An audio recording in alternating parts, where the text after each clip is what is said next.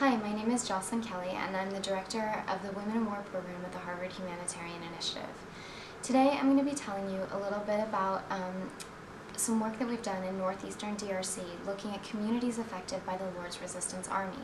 This work was undertaken for the NGO Discover the Journey, which was thinking about creating services for these communities. As part of this work, we interviewed 33 people, formerly abducted children, service providers, medical and NGO staff, and community leaders to better understand how communities were affected. In the course of this work, one of the things that we learned about was a bit unexpected and interesting, which was the ways that the Lord's Resistance Army as a rebel group has created over time a very distinct, highly controlled, disciplined way to mentally and physically indoctrinate children into its ranks. So that's what I'll be speaking about today. A quick bit of background. The Lord's Resistance Army is distinct in its widespread conscription of children and perpetration of human rights abuses. It's estimated that it has been responsible for the abduction of over 20,000 children over the course of its time since the 1980s. When the LRA was formed, it was based in northern Uganda. However, military pressure from the Ugandan government has forced the group out of Ugandan borders and into South Sudan, Central African Republic, and northeastern DRC, which is the place that we're talking about as part of this work. So during the course of the interviews, one of the things that we learned about was the ways that children, from the very moment that they're abducted, face kind of aspects of psychological and physical domination that is aimed at making them more loyal and trustworthy members of this group.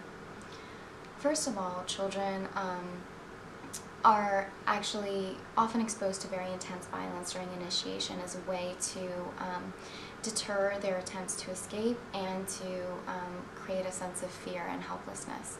So one of the very sad things that we learned about is that children are often not only exposed to beatings from the LRA soldiers, but are also forced to beat themselves, forced to beat each other. So children who try to escape are often killed by other abductees. The LRA will purposefully choose children of the same ethnic group to begin to deconstruct some of those social ties and allegiances. One of the quotes that we heard from someone is, if they see you talk with one person frequently, they'll think you want to run away, and then they will beat you up. Another thing that we heard, which is very interesting and sad as well, is that the LRA is an Acholi speaking group. When they moved into northeastern DRC, they moved into an area where they knew almost nothing about the language or culture of the children they were abducting. Children are actually forced to be silent until they learn the Acholi language, which is another way to ensure that they're controlled and not able to form healthy social bonds.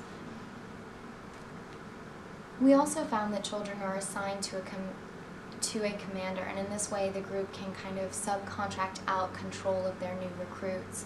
Girls are forced to become sex slaves or wives of a particular commander, while boys are then forced to become eventually combatants, though they start as transporters. The LRA often gives boys in particular, before giving them an arm, an increasingly difficult set of tasks to begin to understand whether they can trust this particular individual. Finally, the group uses witchcraft, which is also known as gree-gree, to exert psychological control over the children by creating a sense that they have supernatural powers.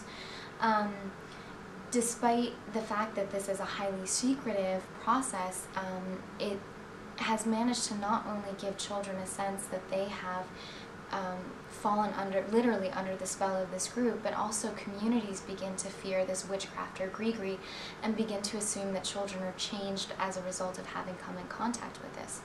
The reason that it's important to understand what children undergo, which is social isolation, deconstruction, and reconception of what a family structure is,